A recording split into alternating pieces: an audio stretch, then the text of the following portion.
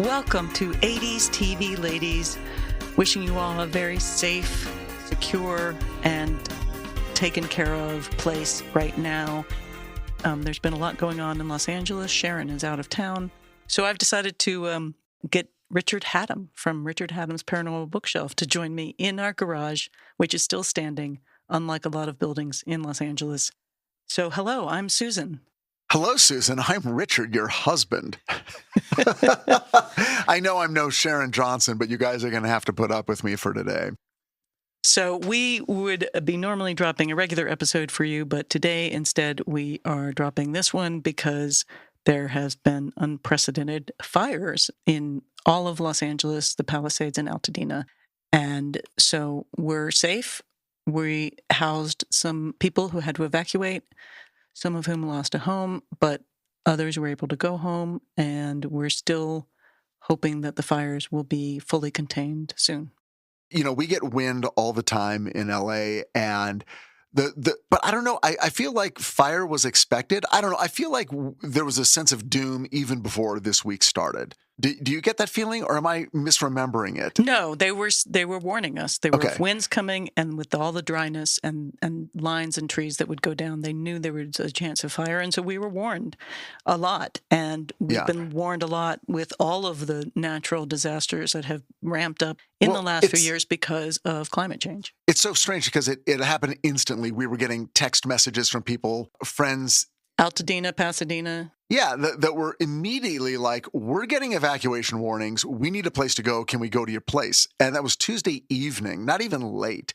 And no sooner did one person text than another one did. And it's like, wait a second. We do have some spare room, but it was really weird for a second. And then one couple that we know who has a dog ended up at a house near us in our neighborhood in the home of friends who were traveling. But then my sister-in-law ended up bringing her family down, husband, 2 daughters, 2 dogs, and they've been with us for 3 days.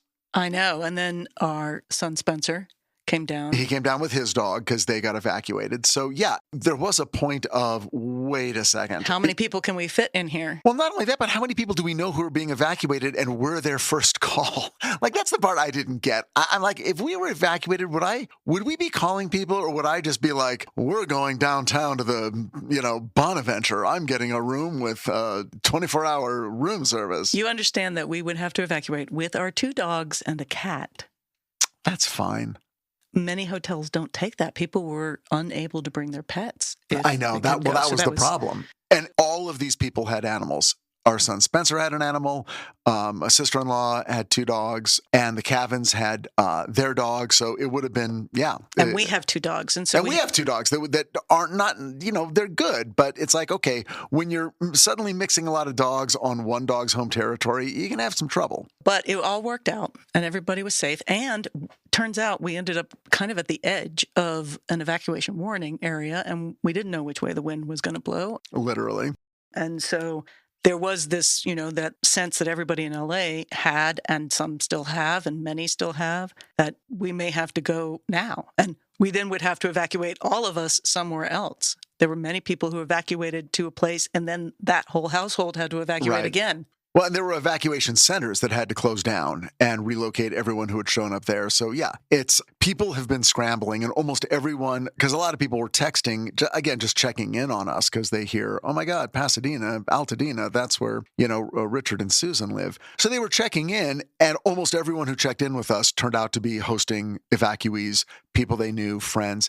I checked in. So my podcast is Gertrude+berg's Paranormal Bookshelf. And one of the sister podcasts on the Astonishing Legends Network is Scared All the Time. And so the hosts of that show live in LA. I checked in with them. One of them was hosting their co-host on the show because they had to evacuate. Almost everyone we talked to, their lives are being impacted, either helping people or they are in need of help.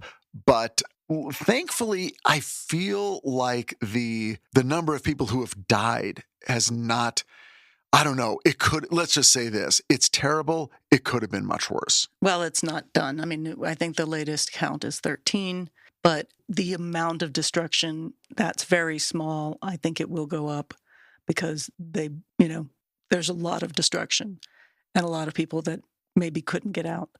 But at the same time, given the amount of destruction, I think one of the things we were talking about with our new family sitting around making spaghetti was that the priority these days, particularly in Southern California with fires, which we're used to, not like this, but we're used to, is to protect life.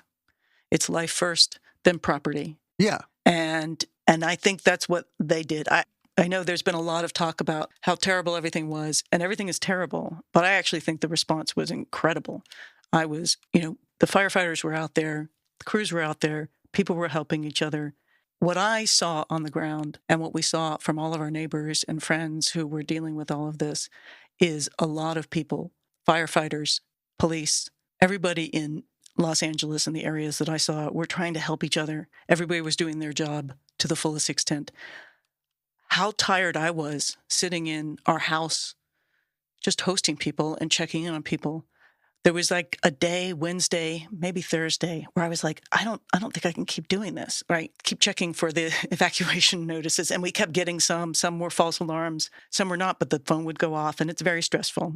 And then I thought of the firefighters out there on their second, third night, the pilots that were dropping and trying to drop in very dangerous conditions and kind of holding the line literally on a ridge that, saved countless of people. And I was like, those people have to be really tired. People have to be so much more tired than me. And they're going to keep going. So I'm going to keep checking in. I'm going to keep trying to share information about where you can donate. But we live very close to Altadena. Many of our friends, I've worked and lived in Altadena, and it's very destroyed. And I know there's also the Palisades and all that stuff, but Altadena is literally close to us and our hearts. And so I just want to say, if you want to help, we'll put some stuff in our description, some links for GoFundMes, but also local charities and organizations. And today, again, I went out to our local school, and the students were there with their families, calling every family to make sure they were okay and to find out where they were and what they needed. And that was pretty amazing to me. I knew we showed up to help, but I didn't know what we would be doing. And immediately our son got on the phone with his other friends and learned how to call somebody and say, hey, this is, Dashel from Waverly. And he had a little script. It was amazing. They contacted every family to make sure they were okay, where they were, and say, we have whatever you need, we can help you with. And that's what businesses are doing here. That's what people in their own homes are doing. And that's what schools are doing. So there's been a lot of loss. And I know there's a lot of chaos and a lot of bad actors, but the majority of people on the ground are helping, are looking for ways to help, and are trying to make sure that everybody's okay.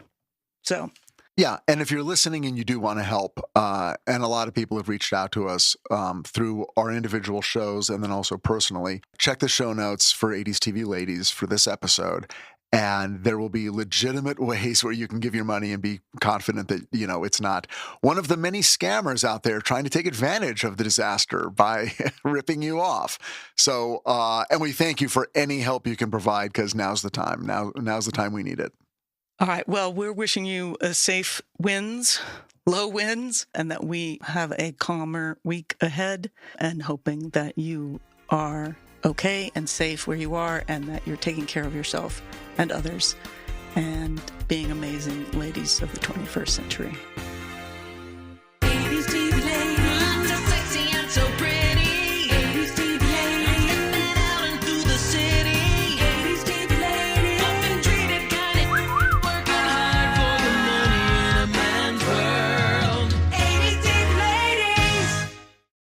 Thanks for joining me, Richard. Oh, yeah. Okay. I thought you were done.